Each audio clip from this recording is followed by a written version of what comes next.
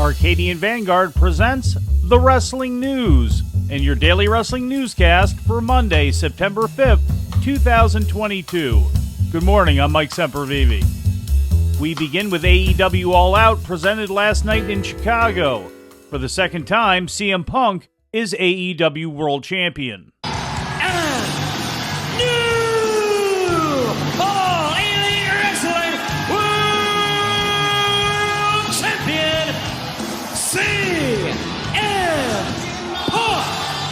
Let the Chicagoans celebrate, along with the other fans around the world, a CM Punk who is now standing. He has fought to get there. He'll have to fight to stay there.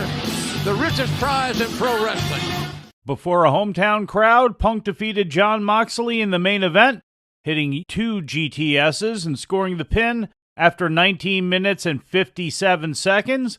Punk now joins Moxley as the only two men to regain the AEW World Title. This is the 9th World Title Punk has won in his career, encompassing Ring of Honor, WWE, and AEW. Following the match, MJF made his official return to AEW TV, appearing to issue a challenge to Punk for his newly won title to end the show. Well, the devil is back. What does this mean for all elite wrestling? Earlier in the evening, MJF had appeared under a mask as the Joker entrant into the casino ladder match, winning the match to earn a future world title shot. However, his identity was not revealed until the closing segment of the show. MJF had not been seen in AEW since his explosive promo on the June 1st edition of Dynamite, and his status with the company had remained unknown up until last night, following an ongoing contract dispute with AEW owner Tony Khan. At the company's post-show media scrum, CM Punk addressed several topics passionately and at times angrily. When the name of Punk's former friend Scott Colton, known professionally as Colt Cabana, was brought up by a reporter at the start of the scrum, the new champion launched into a defense of his decision to end his friendship with Colton. Punk detailed their personal disagreements as well as financial disputes arising from the defamation lawsuit brought against them by WWE Dr. Chris Amon following a 2014 appearance that Punk made on Colton's podcast and the ensuing legal battles between Punk and Colton that followed. We must warn you, Punk's comments are occasionally of an explicit nature. But I've eaten shit on this subject for a very, very long time. And I'm very sad today that I had to get up here and say his name. He doesn't fucking deserve it, and talk about it. But facts are facts, you know. Name 2 people that have made the most money off the name CM Punk. I don't think you're there yet. The first one's Vince McMahon. The second one's Scott Colton. With Tony Khan seated beside him, Punk continued to address several grievances, making direct reference to backstage drama in AEW, and appearing to accuse AEW Executive Vice Presidents Kenny Omega and the Young Bucks of spreading false rumors about him, although he never mentioned them by name, only by company title. Now, it's 2022. I haven't been friends with this guy since at least 2014, late 2013. And the fact that I have to sit up here because we have irresponsible people who call themselves EVPs and couldn't fucking manage a target, and they spread lies and bullshit and put into a media that I got somebody fired when I have fuck all to do with him. Want nothing to do with him. Do not care where he works, where he doesn't work, where he eats, where he sleeps. And the fact that I have to get up here and do this in 2022 is fucking embarrassing. One fellow AEW performer Punk did mention by name was Hangman Adam Page, whom he criticized for being unwilling to take advice from veteran wrestlers and for making unscripted comments against him on TV in the lead up to Double or Nothing in May, which he characterized as jeopardizing the company's first $1 million gate.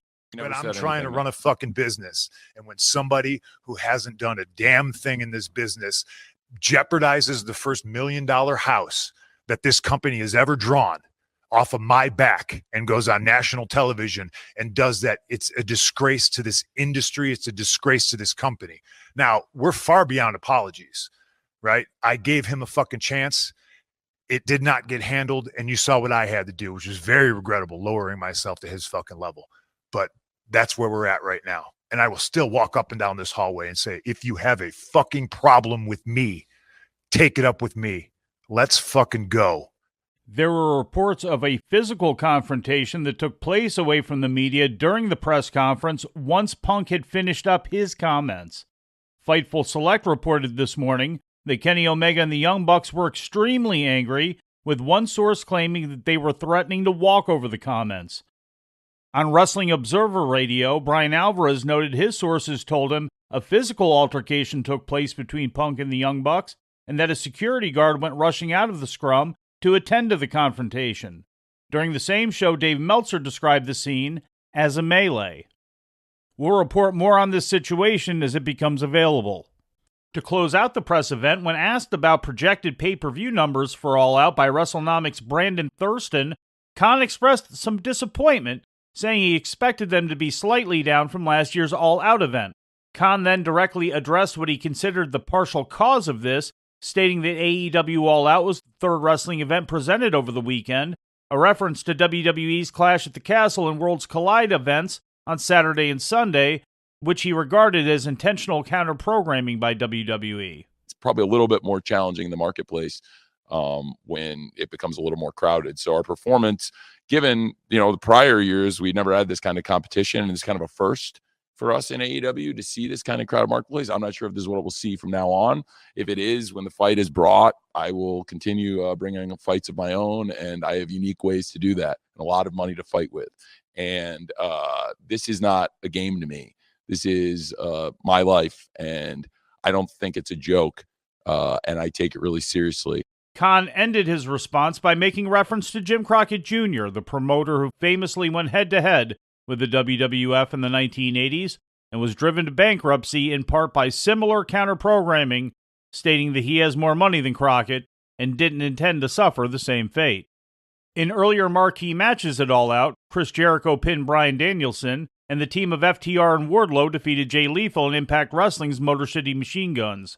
That match also saw the return of Ring of Honor TV champion Samoa Joe, who appeared after the match to help FTR and Wardlow chase off the defeated heels. Darby Allin, Sting, and Miro defeated the House of Black. After the match, Malachi Black embraced his teammates Buddy Murphy and Brody King and took a bow for the live crowd. This was not shown to the pay-per-view audience, and there was speculation during the press scrum that it had to do with a possible imminent departure for Black from AEW. When asked after the event, Tony Khan declined to comment. In other title matches, Kenny Omega and the Young Bucks defeated the Dark Order, comprised of Alex Reynolds, John Silver, and Hangman Adam Page, in the finals of the World Trios title tournament to become the first AEW Trios champions.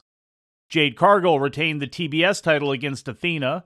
Swerve and Our Glory defeated the Acclaim to retain the AEW World Tag Team title, and Tony Storm won a 4-way match for the vacant AEW Women's title. Powerhouse Hobbs defeated Ricky Starks, and Christian Cage defeated Jungle Boy in the night's two shortest matches. And on the 0 Hour pre-show, Hook defeated Angelo Parker to retain the FTW title.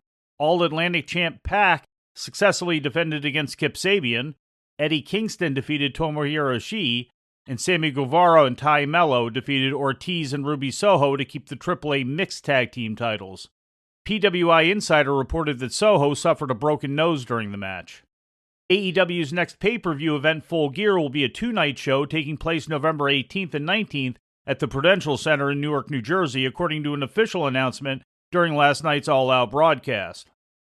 Turning our attention to WWE, the latest installment of WWE's Worlds Collide event took place yesterday, pitting the NXT brand against the NXT UK brand. Here with a report for the Wrestling News is Lou Kipilman. NXT champion Braun Breaker defeated NXT UK champion Tyler Bate to unify the two titles in the main event of NXT Worlds Collide, presented yesterday afternoon on Peacock, live from the WWE Performance Center in Orlando, Florida. The event featured other title unifications, including NXT Women's champ Mandy Rose beating NXT UK Women's Champ Meiko Satomura, and the duo of Pretty Deadly unifying the NXT and NXT UK Tag Team titles by winning a fatal four-way against the Creed Brothers, Gallus, and Brooks Jensen and Josh Briggs. In other Worlds Collide results, Carmelo Hayes successfully defended the NXT North American title against SmackDown's Ricochet, and the team of Katana Chance and Kaden Carter beat Raw's Doudrop and Nikki ASH to retain the NXT Tag Team title. Worlds Collide comes in the wake of the decision to shut down NXT UK, which broadcast its final episode on September 1st. WWE has announced that the brand will be replaced next year by NXT Europe. For the wrestling news, I'm Lou Kipilman. Some attendance figures for last week's weekly TV programming. In a compiled report from WrestleTix, WWE's Monday Night Raw on USA Network had a paid attendance of 7,319, with Wednesday's AEW Dynamite on TBS at 6,301, and Friday's AEW Rampage on TNT trailing at 5,684 tickets sold. SmackDown on Fox was not included in the report, as it was a pre-taped edition recorded the week prior. And finally, former WWE head of creative Vince Russo announced Saturday on his podcast that he would be taking part in a Vince McMahon documentary being produced for Vice TV. Russo had previously appeared on Vice's Dark Side of the Ring series, but he stated that the new documentary is not related to Dark Side and instead is being produced for Vice's news division. "I have no desire to rip this man to shreds," said Russo. "I will answer everything they ask me to my utmost honest ability, but sensationalizing anything, we're not going down that road." Russo worked for McMahon during the 1990s and was instrumental in the development of what became later known as the Attitude Era. The independent documentary is being produced without WWE's involvement. A previous documentary produced for Netflix, with McMahon's participation, was scrapped by the streaming platform in July after the public scandals that eventually led to the former WWE chairman's resignation. The Wrestling News has learned that the new McMahon documentary is set to appear on Vice in late October. Others expected to be participating, according to producers, include Chris Jericho, Dave Meltzer, and Brian Alvarez. Our news director, Brian Solomon, a former WWE employee, was also interviewed for this documentary. And that's the news for today. If anything happens, we will be here to tell you about it. No clickbait, no paywall, just the wrestling news. The Wrestling News is a division of Arcadian Vanguard, and the Wrestling Newscast is a production of the Arcadian Vanguard Podcast Network.